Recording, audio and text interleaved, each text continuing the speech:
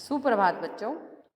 बेटा आपको आज आपकी क्षितिज की गद्य भाग में से जो सेकंड चैप्टर है का बाल गोविंद भगत, इसको पढ़ा रही हूँ मैं, तो आप इसको अच्छे से समझ लेंगे। देखिए, ये जो है बेटा बाल गोविंद भगत एक रेखा चित्र है।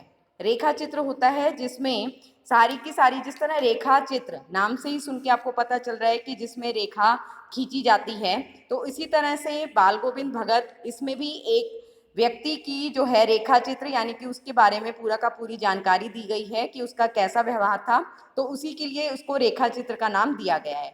तो रामवृक्ष बेनीपुरी द्वारा लिखा गया बाल गोविंद भगत जो है वो एक रेखा चित्र है, जिसमें उन्होंने बताया है कि किस तरह एक व्यक्ति संत ना होते हुए भी लेकिन उसका व्यवहार जो था वो बिल्कुल संतों की तरह था, और उसने अपना धार्मिक जीवन जो है बहुत ही अच्छे से व्यतीत किया। तो देखिए, बाल गोविंद भगत की जीवनी को पढ़ लेंगे आप, रामवृक्ष बेनीपुरी की, और आप पाठ को पढ़ रहे हैं। बाल गोविंद भगत, बाल गोविंद भगत मंझोले कद के गोरे चिट्टे आदमी थे। यानी कि कैसा कद बताया गया है, मतलब बीच का, छोटे कद के ही कह सकते हैं, मंझोले के कद के गोरे चिट्टे आदमी थे।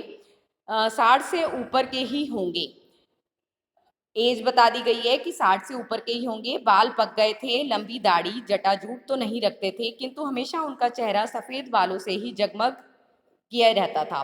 तो बेटा पहला पैरा है, उसमें बताया गया है कि वो कैसे दिखते थे।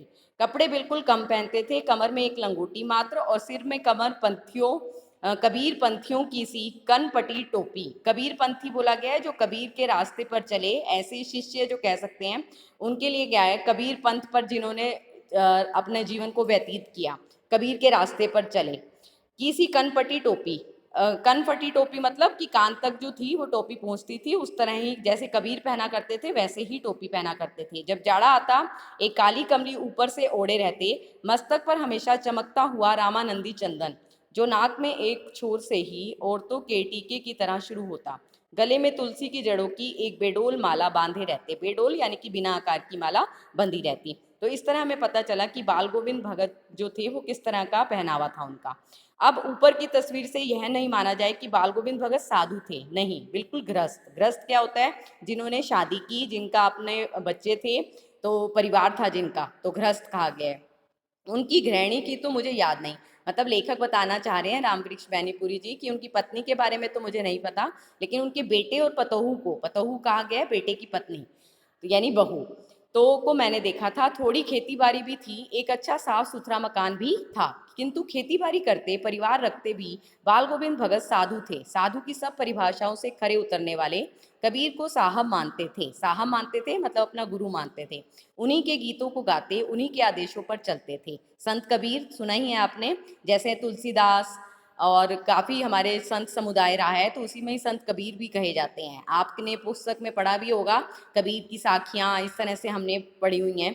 कभी झूठ नहीं बोलते थे, खरा व्यवहार करते, किसी से भी दो टूक बात करने में संकोच नहीं करते, मतलब खरा जवाब दे दिया करते थे। जो चीज़ नहीं पसंद आती थी उसका सही ना कर दिया करते थे, ना किसी से खाम खा झगड़ा मोल लेते, किसी की चीज़ बिना छुए किसी की चीज़ नहीं छूते, ना बिना पूछे व्यवहार में लाते थे। इस नियम को कभी कभी इतनी बारीकी तक ले जाते कि लोगों को कौतूहल रहता, कौतूहल मतलब जिज्ञासा रहती। कभी वह दूसरों के खेत में शौच के लिए भी नहीं बैठते। वह गृहस्थ थे, गृहस्थ, लेकिन उनका सब चीज साहब का था, साहब की थी। मतलब क्या मानते थे कि परमात्मा का ही है सब कुछ मेरे पास। जो कुछ खेत में पैदा होता, सिर पर लाद कर पहले उसे साहब के दरबार में ले जाते, और जो उनके घर में 4 कोस दूर था, 4 कोस दूरी पे जो आश्रम था, वहाँ पे अपने जो सामान मिलता था उन्हें, उसको जो है पहले क्या करते थे, आश्रम में लेके जाते थे और फिर प्रसाद के रूप में ग्रहण करते थे। एक कबीरपंथी मठ से मतलब वह दरबार में भेंट रूप रख लिया जाकर, प्रसाद रूप में जो उन्हें मिलता उसे घर जाते और उसी से गुजारा चलाते। इन सब के ऊपर मैं तो मुग्ध था उनके मधुर गान पर। अब लेखक किस चीज़ की जो है प्रशंसा कर रहे हैं, तो उनके गाने की, जो सदा सर्वदा ही सुनने को मिलती। कबीर के वे सीधे साधे पद जो उनके कंठ से निकलकर सजीव हो उठते।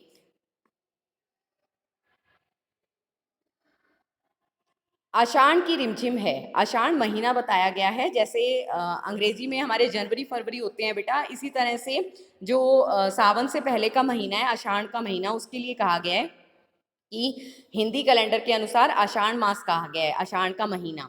समूचा गांव खेतों में उतर पड़ा है, कहीं हल चल रहे हैं, कहीं रोपनी हो रही है। रोपनी मतलब कि बीज रोपा जा रहा है, डाला जा रहा है।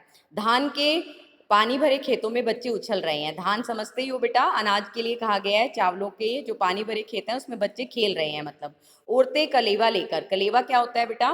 नाश्ते के लिए जो लेकर मेड़ पर बैठी हैं। मेड़ क्या होती है? खेत की जो बाउंड्री होती है उसके लिए कहा गया है। आसमान बादल से घिरा, धूप का नाम नहीं, ठंडी पुरवाई मतलब हवा चल रही है। ऐसे ही समय आपके कानों में एक स्वर तरंग झंकार सी कर उठी, मतलब आपको कोई म्यूजिक आवाज से सुनाई देती है। यह क्या है? यह कौन है?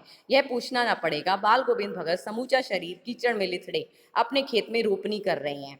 उनकी अंगुली एक एक धान के पौधे को पंक्तिबद्ध खेत में बिठा रही है। समझ रहे हो बेटा? हाथ से मतलब जो धान के पौधे हैं उसको पंक्तिबद्ध, आपको पता ही होगा किसान कैसे करता है, लाइन से जो है अपने बीजों को फैलाता है, तो उसके लिए कहा गया है पंक्तिबद्ध तरीके से, मतलब लाइन में जो है फैला रहा है। उनके कंठ एक एक शब्द को संगीत के जीने पर चढ़ाकर कुछ को ऊपर स्वर्ग की ओर भेज रहा है और कुछ को इस पृथ्वी की मिट्टी पर खड़े लोगों के कानों की ओर। बच्चे खेलते हुए झूम उठते हैं। मेड़ पर खड़ी औरतों के होठ कांप उठते हैं। वे गुनगुनाने लगती हैं। हलवाहों के पैर ताल से उठने लगते हैं। हलवाए मतलब जो हल चला रहे हैं, ऐसे उनके पैर ताल से उठने लगते हैं, मतलब सभी जो है संगीत से जो है भाव विभोर हो गए हैं, मतलब खुश हो रहे हैं उनके संगीत को सुन के। और किसी ना किसी तरह से सभी के जो अंग में है कोई ना कोई, मतलब शरीर में कहीं ना कहीं कोई ना कुछ मूवमेंट हो रही है। रोपनी करने वालों की उंगलियां एक अजीब क्रम से चलने लगती हैं। बाल गोविंद भगत का यह संगीत है या जादू? भादों की वह अंधेरी अधरतिया अभी थोड़ी ही देर पहले, देखो पहले आषाढ़ महीने के बारे में बताया गया है, अब भादों की रात के बारे में बताया गया है। भादों की रात जो आपका यही बता दो महीने के बारे में बताया गया है। कार्तिक महीने से पहले का महीना है भादों। भादों में क्या होता है बेटा? अंधेरी रात, सर्दी का समय शुरू हो चुका होता है। अभी थोड़ी ही देर पहले मूसलाधार वर्षा खत्म हुई है।